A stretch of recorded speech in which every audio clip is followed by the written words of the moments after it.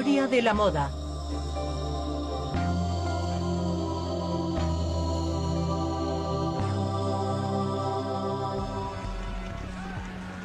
Con la caída del Imperio Romano en el 476, desaparecen el lujo de los baños, los sofisticados peinados y la moda de las togas. Los visigodos reemplazan el prestigio de la elegancia por la ley del más fuerte, la miseria y las ropas rudimentarias. Así comienza la Edad Media, pero no todo seguirá siendo tan negro. Entre el año 1000 y el siglo XV, nuestros valientes antepasados descubrieron la prosperidad del mundo árabe y también la moda. Con la habilidad de los juboneros, por primera vez se diferencia totalmente la ropa masculina de la femenina, y pobre de la que infrinja las reglas del vestir. Aficionados a revivir la historia van a desvelarnos una moda que refleja un poder en el que los hombres se convertirán en señores de la elegancia y las nobles damas en ninfas vestidas con ropas muy ceñidas.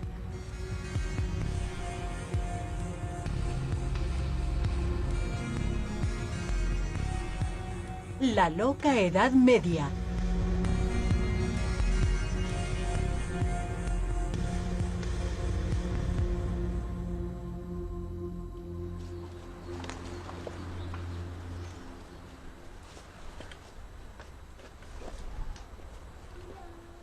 En el Domus Castri de Château-Thierry, en Francia, cuando se trata de vivir como hace 1000 años, estos habitantes con sus sencillas túnicas de lana tienen pasión por la exactitud. Las invasiones bárbaras ya no están a la orden del día, e incluso los vikingos han empezado a sosegarse. Sin embargo, la vida aún no es muy segura y transcurre detrás de sólidas empalizadas. En este inicio tardío de la primavera, las mujeres empiezan a peinar lino, que es la fibra más empleada cuando llega el buen tiempo.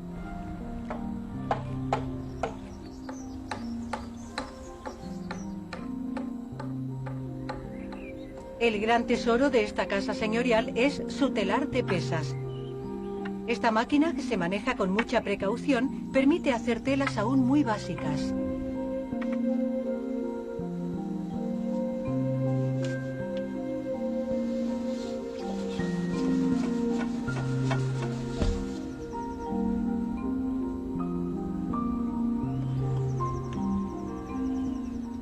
Durante la Alta Edad Media, la tela elaborada en un telar raramente sobrepasa los 80 centímetros de ancho.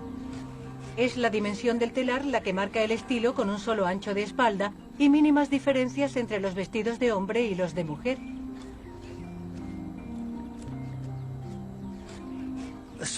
Lo que diferenciaba la vestimenta masculina de la femenina en el año 1000 era la longitud de la saya, ya que tanto el hombre como la mujer la llevaban, y la de la mujer alcanza hasta los pies en vez de hasta las rodillas. Obviamente hoy es más agradable llevar esta prenda en invierno, ya que es de lana, pero es cuestión de acostumbrarse a ir vestido con la misma ropa en invierno y en verano.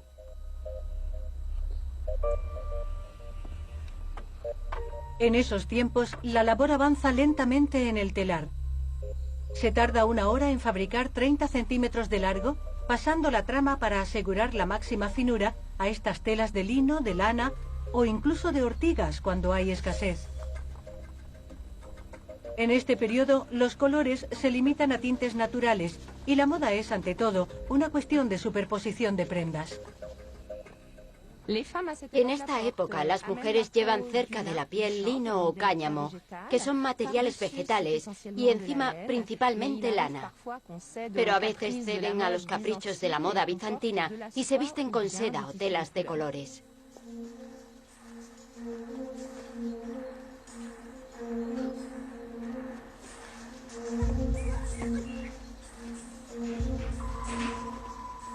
Los días aún son cortos y es hora de lavarse un poco tras un día de labor.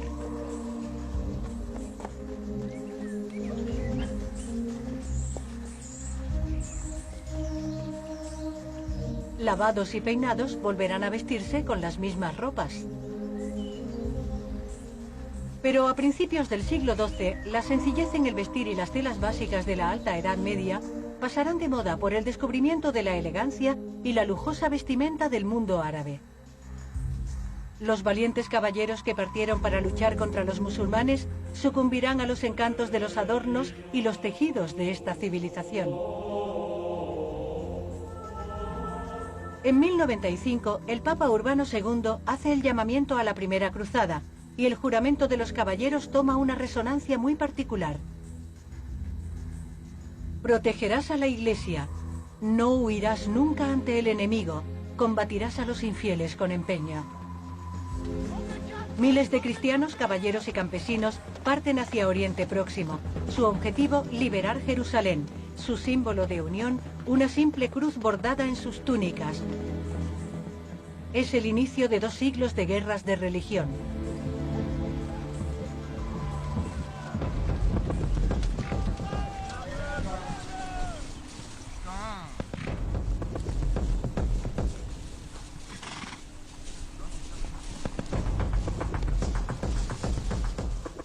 En mayo de 1190, la tropa de Raimundo de Toulouse sale de la fortaleza de Nayac. Debe reunirse con los ejércitos de Ricardo Corazón de León y de Felipe Augusto, que parten de Vézelay. Es la tercera cruzada, la de la revancha. Saladino ha expulsado de Jerusalén a los defensores de la fe cristiana. Para recuperar la ciudad santa, los valientes caballeros van a revisar a fondo su equipo de combate. Los occidentales caían derrotados por la táctica de combate de los orientales, que era una táctica de evasión. En cambio, la occidental era de choque. Pero ante un adversario huidizo, el pesado equipo se convierte en una desventaja y se adoptan de forma generalizada las cotas de malla.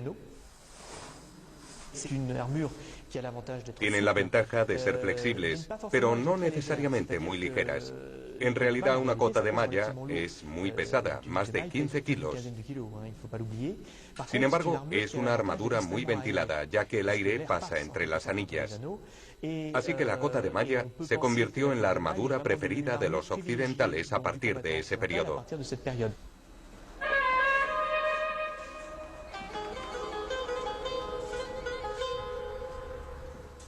Al adoptar una protección que había demostrado su valía desde la antigüedad, los cruzados se adaptan mejor a la velocidad de los musulmanes. Para ganar en eficacia, los caballeros emplearán códigos de vestimenta muy precisos que aportarán una mejor visibilidad entre el polvo de las batallas. Así se creó un sistema visual con una denominación algo esotérica, la heráldica. El diverso origen de los combatientes que iban a Oriente tuvo un papel importante en la adopción de esos símbolos heráldicos, que eran extremadamente claros, visuales y gráficos, y servían para identificar rápidamente el origen de un combatiente. Por ejemplo, tenemos un blasón con el fondo rojo, y lleva una cruz, que será blanca o amarilla, pero nunca azul o verde, para asegurar la máxima visibilidad del símbolo.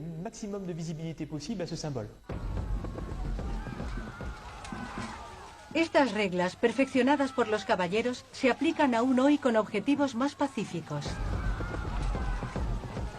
Actualmente, en todos los campos deportivos, los códigos de colores de las camisetas y pantalones obedecen a la misma necesidad de identificación rápida.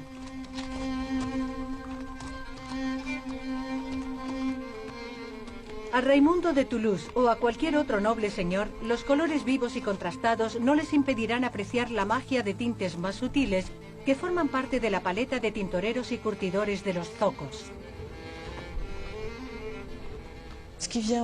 De Oriente también llegan nuevos pigmentos, especialmente el azul, que no solamente encontramos en las ropas, sino también en la pintura, como el lápiz lazuli. Todo esto va a crear nuevos hábitos entre los tintoreros, ya que pueden llegar a trabajar los verdes, los rojos, el púrpura, que está elaborado a partir de un molusco. Todo viene de Oriente y ejerce una gran influencia en las costumbres cromáticas, que antes eran menos solicitadas.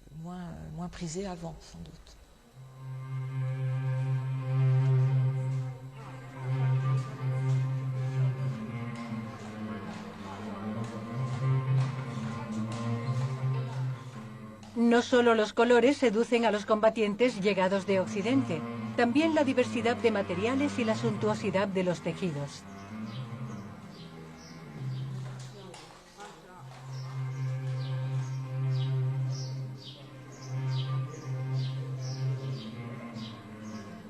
La visión de elegantes sherezades paseando por un riad transforman los sueños de gloria y de servir a Dios en deseos de riqueza y de ropas lujosas.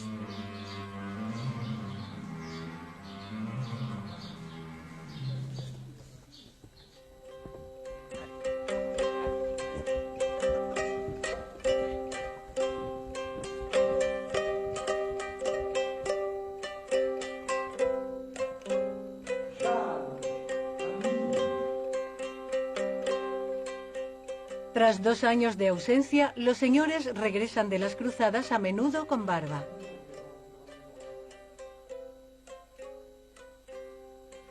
Esta nueva tendencia más viril no parece sorprender a las damas que están embelesadas con los magníficos presentes. No pueden creer lo que ven sus ojos y rápidamente toda esta sofisticación llegada de Oriente va a trastocar su armario. El contacto con el mundo musulmán permite la utilización de la seda en Occidente, pero no hay que olvidar otro material, el algodón. Su uso también se incorpora desde finales del siglo XIII y durante el XIV al guardarropa occidental. Tiene la ventaja de ser ligero, blanco y además las fibras de algodón se tejen fácilmente. Junto al lino y el cáñamo, el algodón se convertirá en un material privilegiado para la elaboración de telas.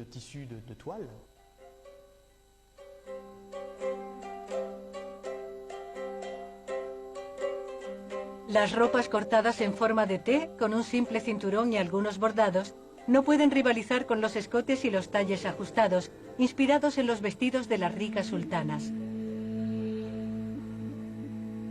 Estas gentiles damas sucumben al encanto de los cortes, los colores, los materiales y a ese sentido del detalle suntuoso de un estilo que durará siglos.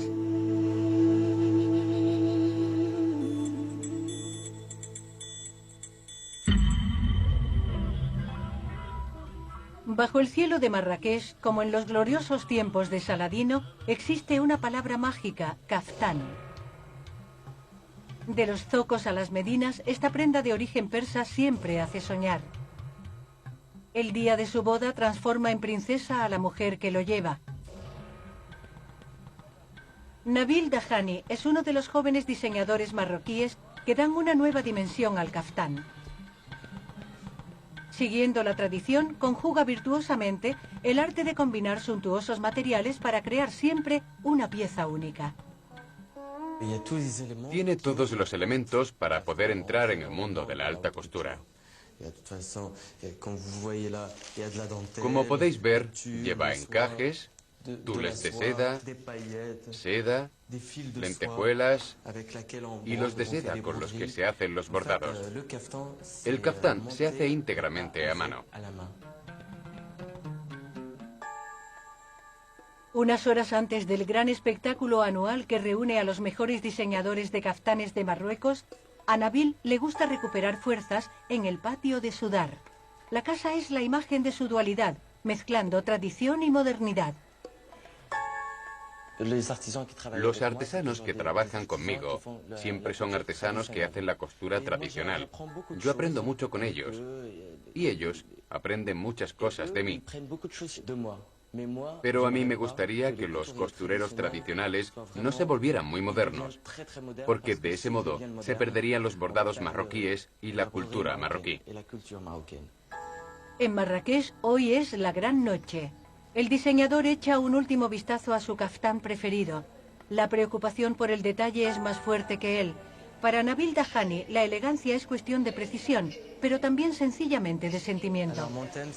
Este año he elegido como tema las estrellas y las divas árabes, porque para mí ellas son sexys sin ser vulgares, y esa es la esencia de la elegancia de una mujer.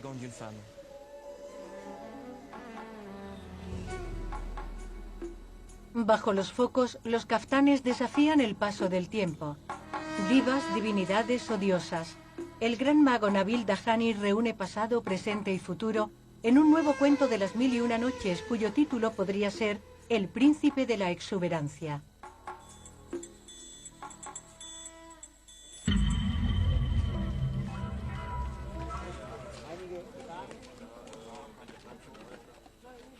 En Alphen aan den Rijn, en los Países Bajos, la historia parece haberse detenido en 1350.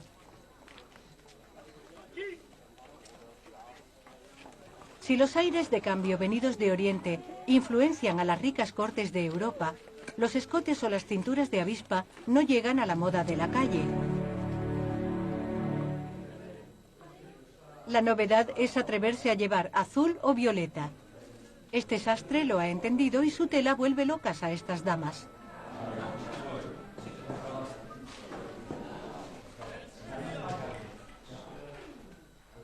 A principios del siglo XIV, el pueblo cultiva el gusto por los colores más vivos y osa utilizar efectos bicolor como otra novedad.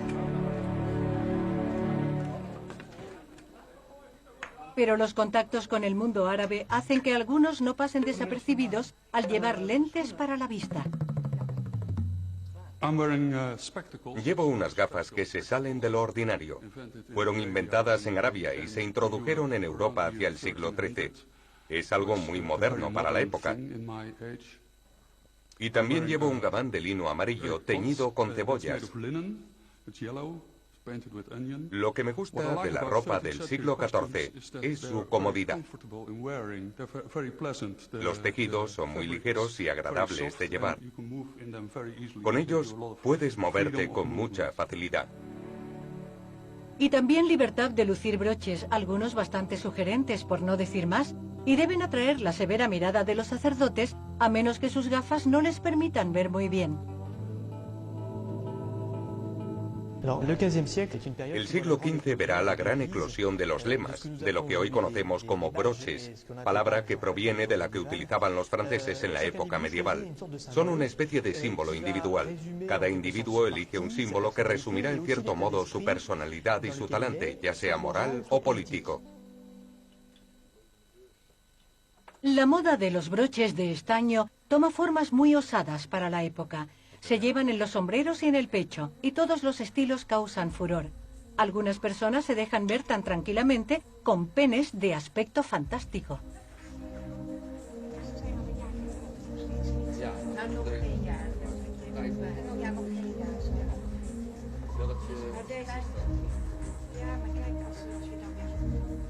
Sepa el amante que este libro encierra el arte del amor. La explosión de la literatura cortés con el libro de la rosa y la multiplicación de los broches transforma a los jóvenes guerreros que buscaban un alma gemela en seres marcados por los ataques de galantería.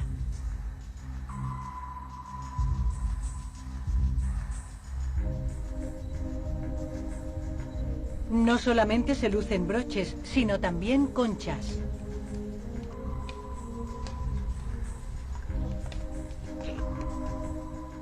Símbolo de los peregrinos que habían hecho el camino hasta Santiago de Compostela, la cantidad de conchas que llevaban correspondía a las peregrinaciones efectuadas. Algunas veces, las mujeres se vestían con ropas de hombre al pasar por zonas de mayor altitud. No se sabe si lo hacían para pasar desapercibidas o no ser violadas por bandoleros o sencillamente para ir más abrigadas. Los cronistas de la época dejan el enigma sin respuesta. En cambio, confirman claramente que travestirse era jugar con fuego.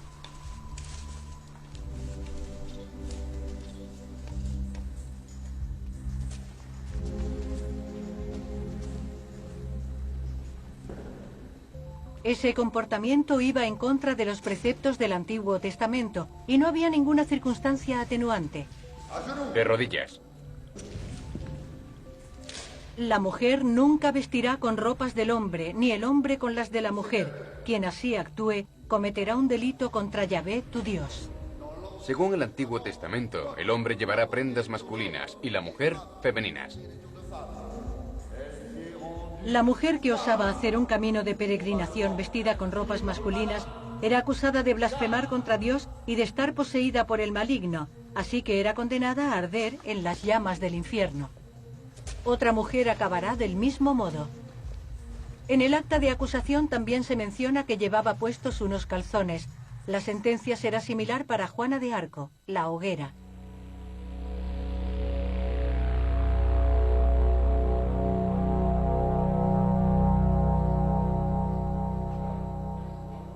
Si el hecho de travestirse puede tener consecuencias nefastas desde un punto de vista social, también hay reglas precisas que se deben respetar a la hora de vestirse.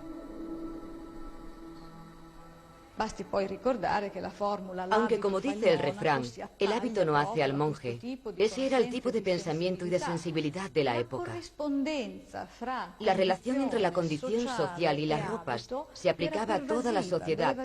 No bastaba con tener el dinero para comprarse lo que uno quería.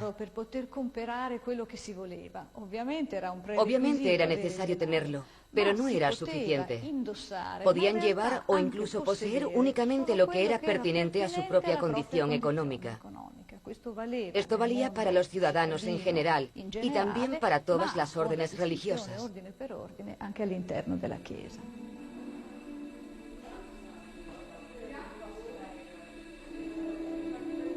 Los altos dignatarios de la Iglesia no bromean con las leyes bíblicas, pero vestidos con sus lujosas ropas, a menudo tienden a olvidar el voto de pobreza.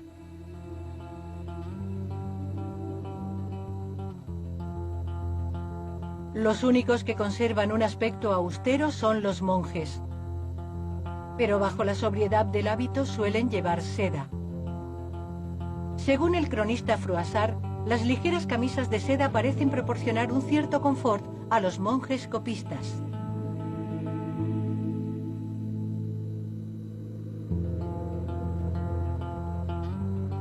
Aunque los servidores de Dios vistan ropa interior de seda, eso no les impide criticar a las mujeres que osan realzar sus encantos maquillándose.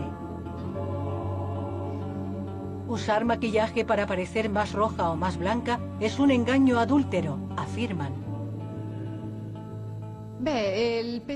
La posición de la Iglesia, como podemos imaginar, es contraria al uso de artificios. Y por tanto, los cuidados del cuerpo también están en el punto de mira. La vanidad, que es una forma de soberbia, es condenada por varias razones. En primer lugar, porque es un medio para atraer las miradas y despierta la concupiscencia. Y en segundo, porque es una alteración engañosa del diseño de Dios.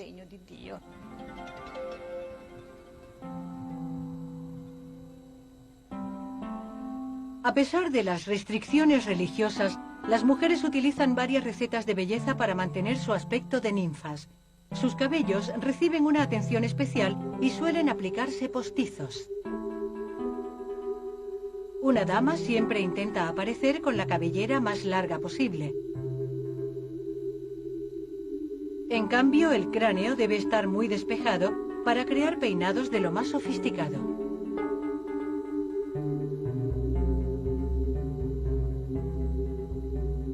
Llevaban el pelo medio rapado, la frente era muy amplia, clara y blanqueada.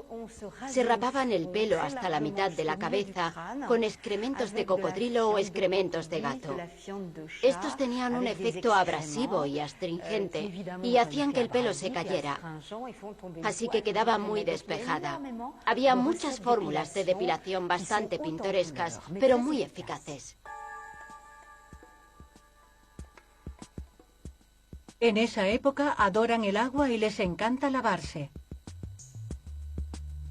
Bajo el calor de los baños, las mujeres se entregaban sin pudor a recetas de bienestar más sensuales y más vegetales.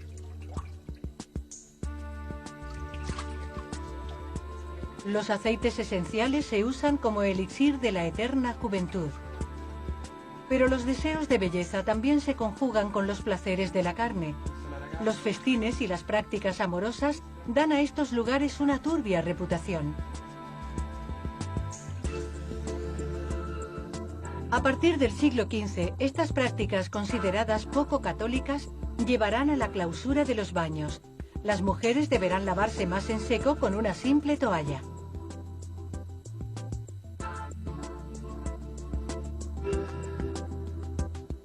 Las damas nobles harán más uso del agua de rosas, pero seguramente no imaginaron que un día unos monjes fabricarían productos de belleza.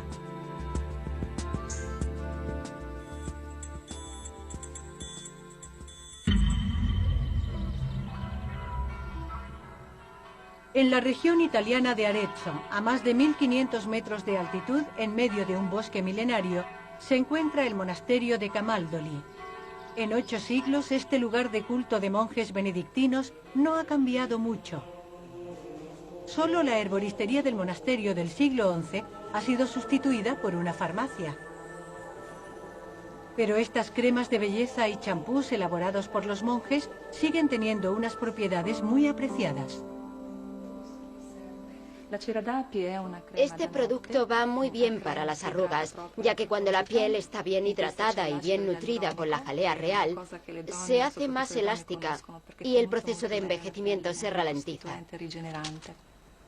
En una época en la que las multinacionales de la belleza rivalizan en fórmulas antiarrugas, en un pequeño laboratorio ultramoderno, el padre Luigi elabora con minuciosidad elixires a base de extractos de plantas y esencias naturales, utilizando algunas fórmulas que se remontan a la época medieval. Champús de propóleos para devolver la fuerza a los cabellos frágiles, crema de jalea real para luchar contra las arrugas. En Camaldoli se fabrica una gama de 50 productos de belleza. Cuando se trata de enumerar las plantas que los componen, el padre Luigi es un experto. Nuestros productos se elaboran a base de una mezcla de productos naturales y extractos de plantas medicinales, como la malva, la camomila o la ortiga. También tenemos aceites esenciales, aceite de abeto, de pino, de menta. Esto nos permite garantizar la presencia de estas sustancias naturales que dan a cada producto sus características. La elaboración de los productos de belleza también implica la silvicultura. Hace 10 siglos que los monjes velan con mucha atención por los árboles del bosque de Camaldoli, y este castaño milenario reafirma al padre en su idea de que la belleza natural es obra de Dios, pero los cuidados de belleza ya no son obra del diablo.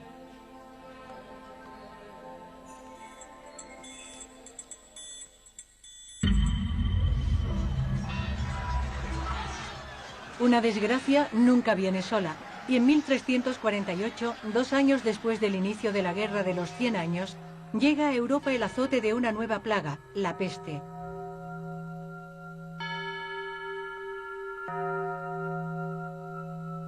La terrible epidemia acabará con 1/3 de la población.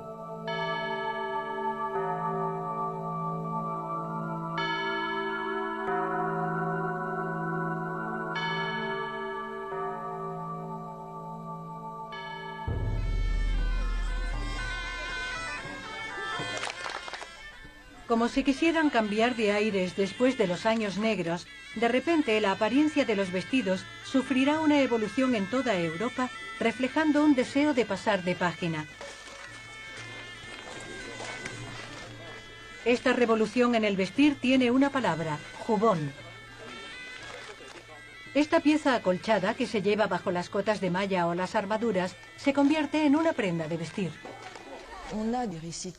Tenemos relatos de cronistas que en su mayoría se escandalizan por el hecho de que el uso de las vestimentas militares se generalice a todas las categorías de la sociedad y no se limite a los soldados.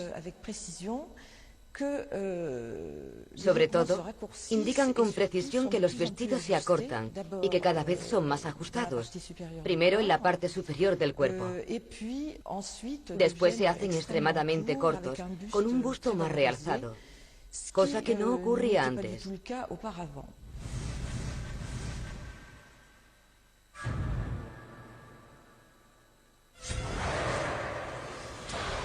Después del paréntesis de la peste negra, se reanuda la Guerra de los 100 años.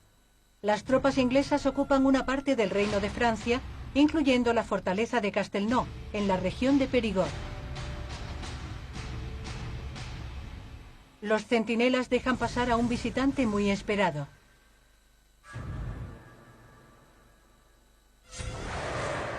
El cónsul de Sarlat viene a entregar, como cada semana, el tributo exigido por Jean de Marquesac en nombre del rey de Inglaterra.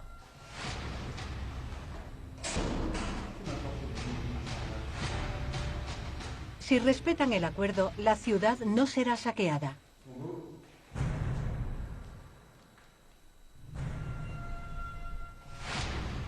Febril, El cónsul hace desembalar una serie de objetos, entre los que se encuentra un jubón a la última.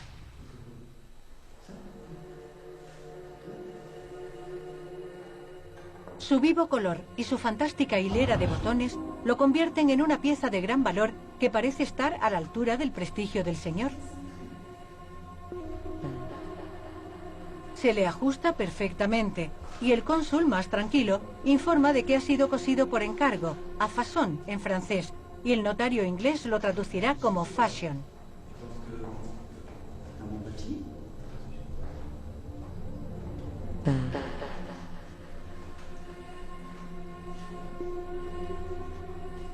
Con el jubón se vuelve necesaria por primera vez la idea de tomar unas medidas precisas.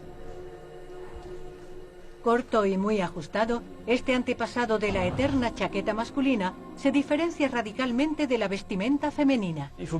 Esta prenda representa una auténtica revolución, ya que la adopción del jubón va a conllevar el nacimiento del oficio de sastre. Además, supondrá el nacimiento de la costura a medida, puesto que es una prenda que va muy ajustada al cuerpo, que está hecha a la medida del individuo, y no como se hacía anteriormente, a la medida de la tela que se podía obtener para cortar un vestido.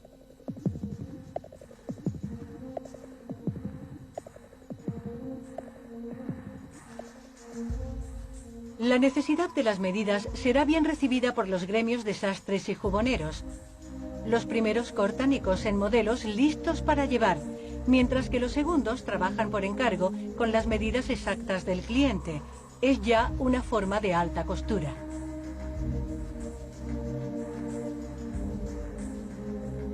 Tejedores, sastres, juboneros y bordadores elaboran leyes gremiales con unas normas de elaboración muy precisas que deben cumplirse bajo pena de sanciones expeditivas. Ordenamos que todo maestro sastre haga jubones con al menos 2 telas y que el tejido del que estén formadas sea de buen algodón y no de lana. De lo contrario, los jubones serán quemados. El jubón, símbolo de la virilidad masculina, va a evolucionar. La novedad es también una demostración de poder. Los nobles y la burguesía intentan superarse mutuamente con su apariencia. Abundan las mangas flotantes muy largas, los sombreros y turbantes exuberantes y calzan unos sorprendentes zapatos de punta retorcida.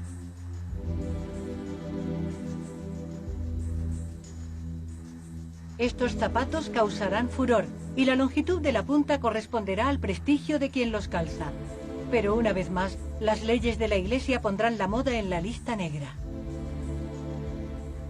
En las ciudades, las leyes limitaban los lujos e incluso regulaban la longitud de las colas según la clase social.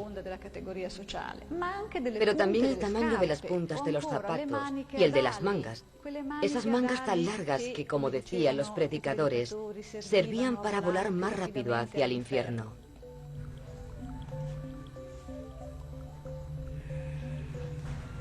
En esta segunda mitad del siglo XV, aunque los hombres eran los señores de la moda, también se reflejarán todos los encantos de la vestimenta femenina.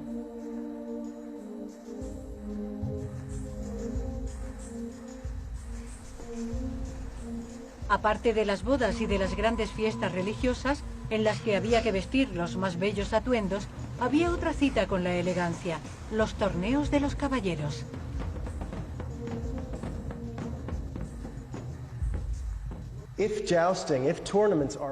Las justas tenían como objetivo impresionar al pueblo, al rey, a su corte y al público femenino.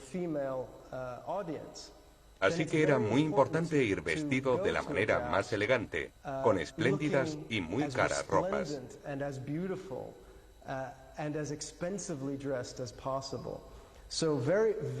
Se desarrolló una moda increíblemente exuberante, con unas mangas muy largas, decoradas, y que volarían detrás del caballero al montar en su caballo.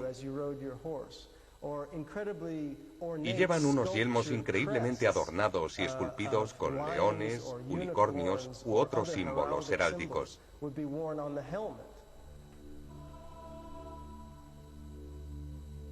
Para que su conjunto esté a la altura del valor del caballero que va a combatir en su honor, El vestido de la dama noble del siglo XV es tan largo como ceñido y se refuerza bajo el pecho con una cinta de tela.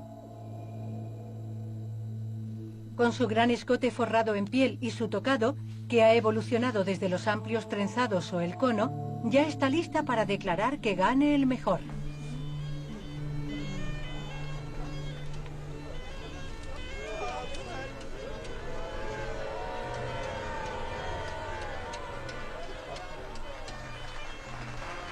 Según las reglas de la caballería, como preámbulo a cada justa, las grandes damas entregan su pañuelo a sus campeones. Ahora que tiene la prueba escarlata de la atención de la dama, el valiente caballero deberá llevar este color a la victoria. Las justas no son un espectáculo en el que se recompensa la fuerza bruta, sino la precisión. Para ir acumulando puntos, el caballero debe alcanzar unas partes muy precisas de la armadura de su adversario. El último caballero que queda en liza se convierte en un héroe y su prestigio repercute en la dama cuyos colores lleva. Con las justas medievales, la moda es más que nunca una cuestión de prestigio y de poder, en la que el último grito será enfrentarse a los desafíos con una armadura recubierta de terciopelo.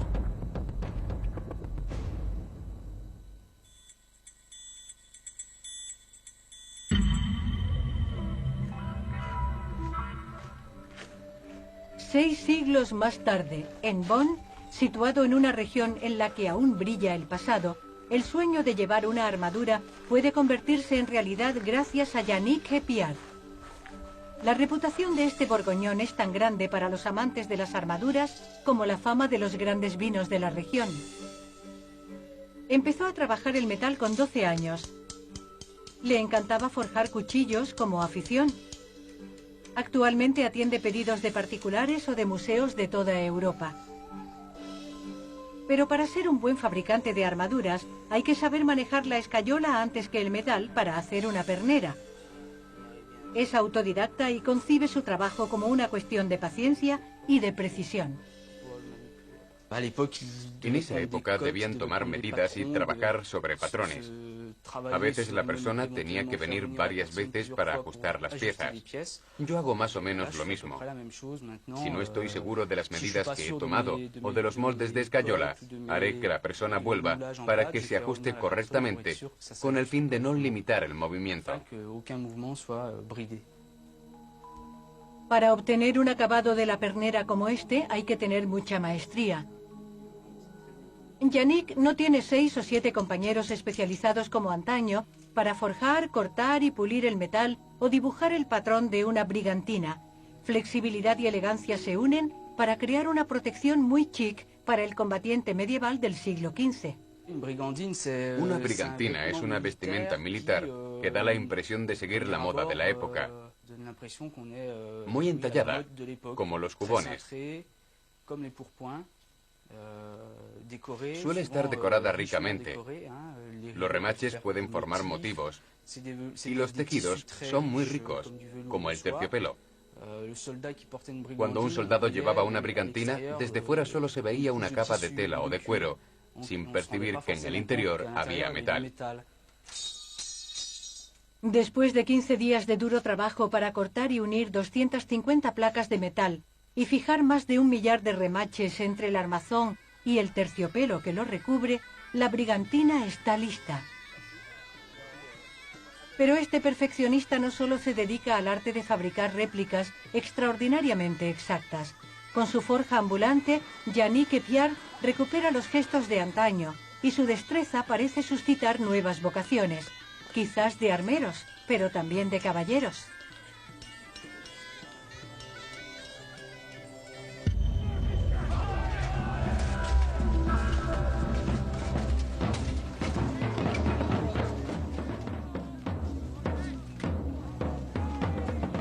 El 4 de mayo de 1471 da comienzo la batalla de Tewkesbury, uno de los grandes enfrentamientos de la época de la caballería.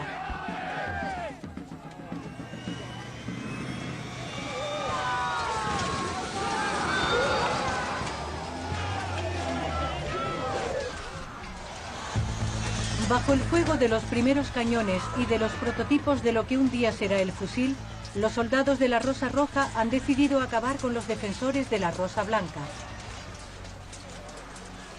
En el corazón de la batalla, las tropas no llevan más que un chaleco acolchado reforzado con algunas protecciones de metal, mientras que los nobles manejan la espada protegidos con auténticas obras de orfebrería. La armadura de un duque o de un rey podía estar cubierta de oro. Las superficies estaban pulidas, decoradas soberbiamente con grabados y a veces con pinturas plateadas o doradas. Se podía dar el caso de que se incrustasen en las armaduras incluso perlas o piedras preciosas. Una vez más es una expresión de poder, el hecho de permitirse llevar un equipamiento que vale millones de euros y osar tirarlo en una tarde.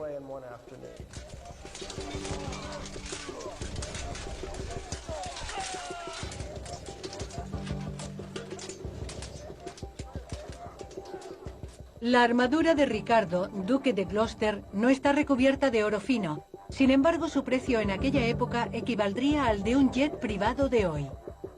Después de un combate encarnizado, gana como premio la corona de Inglaterra y se convierte en Ricardo III. Definitivamente, las espinas de la Rosa Blanca son más resistentes.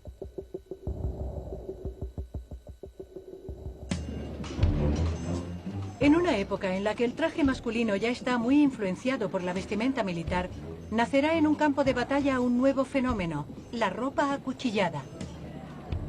En 1477, unos mercenarios suizos, los lansquenetes, para ganar mayor libertad de movimiento, se ponen a cortar y a romper sus uniformes, primero en los brazos y codos de sus jubones. Pero en pocos años, los acuchillados se convierten en una moda a escala europea. En Sajonia se cortan los vestidos sistemáticamente de los pies a la cabeza a imagen de este gran duque, que aparece con un traje con más de 800 cortes.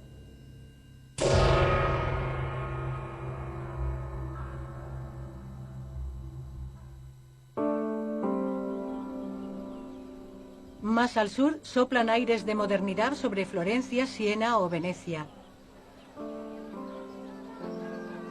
Los mercados de las ciudades, grandes y pequeñas, son el fantástico escaparate de una llamativa moda, como aquí en Bebaña, en Umbría.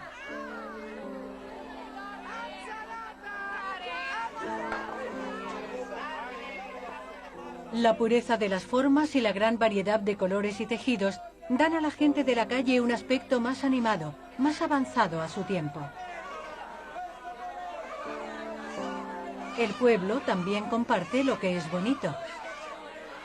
Para las que quieren descubrir las últimas novedades, aún no hay revistas de moda, pero sí unas muñecas que son el símbolo de un sector en plena expansión.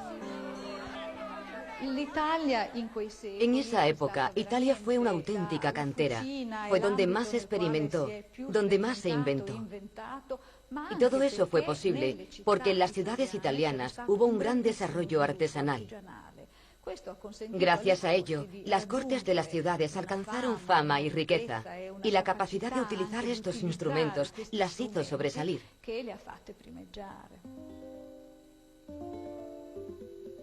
Entre las técnicas que están muy avanzadas a su tiempo, no solo se encuentran los telares, también hay asombrosas máquinas para fabricar hilo de seda.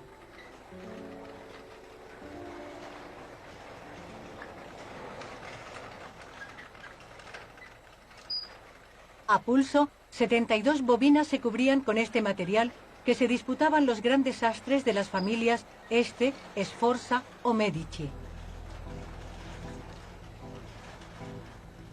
Con o sin seda, el estilo del Quattrocento crea una moda de líneas sencillas, ajustada al cuerpo.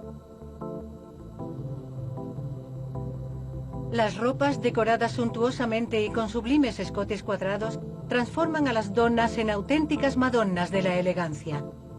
Y cuando algunas bellezas buscan peinados menos sofisticados, empiezan a esparcirse por el aire los aromas del Renacimiento.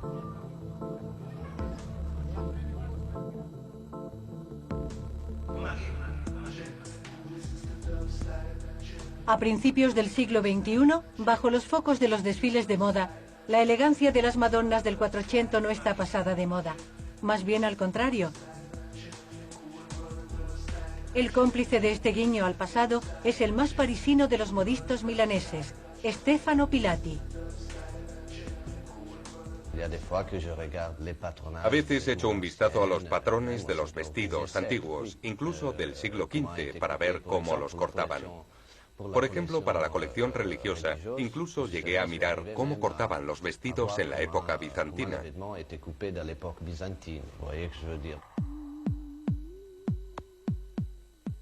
Con un sentido innato de la sencillez sofisticada, como si quisiera agradecerle a Dios el poder presentar una segunda colección en el Templo de la Elegancia, Stefano ha transformado religiosamente a la mujer de Yves Saint Laurent.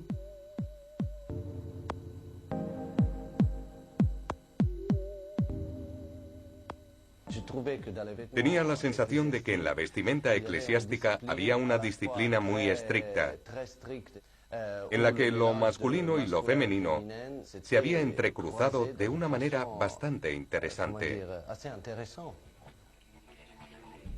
Vestidas de negro con toques de malva o de dorado, Stefano Pilati, el apóstol de los detalles escondidos sutilmente, propone una feminidad divinamente atemporal. He hecho salir a chicas vestidas casi como si fueran unos obispos, como si fueran unas monjas a las que aún alumbra la luz divina. Era una especie de mezcla entre algo irónico y algo más serio. Intentaba sublimar la moda y el pasado, y eso es todo.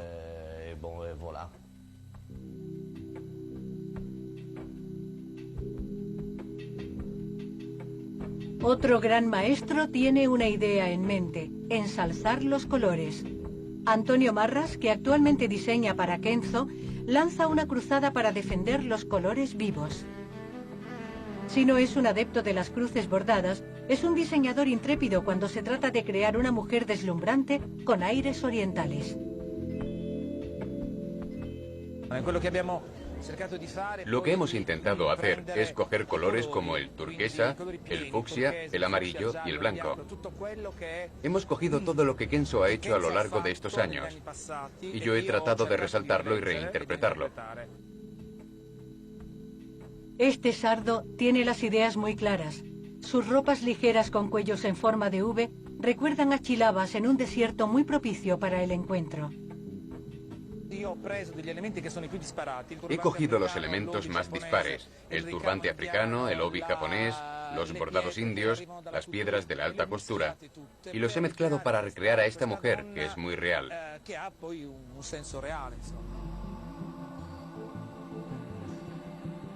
¿Realidad o espejismo? Cuando una ráfaga de siroco levanta la muselina, podemos comprender mejor por qué hace 10 siglos que el encanto de Oriente es un soplo de inspiración inagotable. Bellezas del desierto o sublimes madonnas, estas mujeres podrían ser perfectamente las heroínas de una novela cortés o las musas de un poeta como François Villon.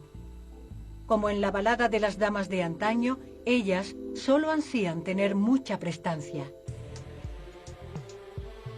A principios del siglo XVI, bajo la influencia del Renacimiento, los guardarropas de los nobles tendrán una apariencia tan restrictiva como sorprendente. Mientras los señores exponen toda su virilidad, las damas deberán vestir guardainfantes. Un viento del sur traerá de Venecia el perfume de las sublimes cortesanas y los sarcasmos del pionero de los pantalones. En el siglo XVII, con unos golpes de espada, los elegantes hombres de armas se convertirán en gentilhombres y vestirán con encajes. Después de 3 siglos de cuerpos empolvados, maquillados y comprimidos hasta el extremo, la aparición del escandaloso vestido camisa en una tienda de moda marcará la vuelta a un estilo más natural. Un simple cinturón para marcar el talle. No se había visto nada igual desde los tiempos de las ninfas medievales.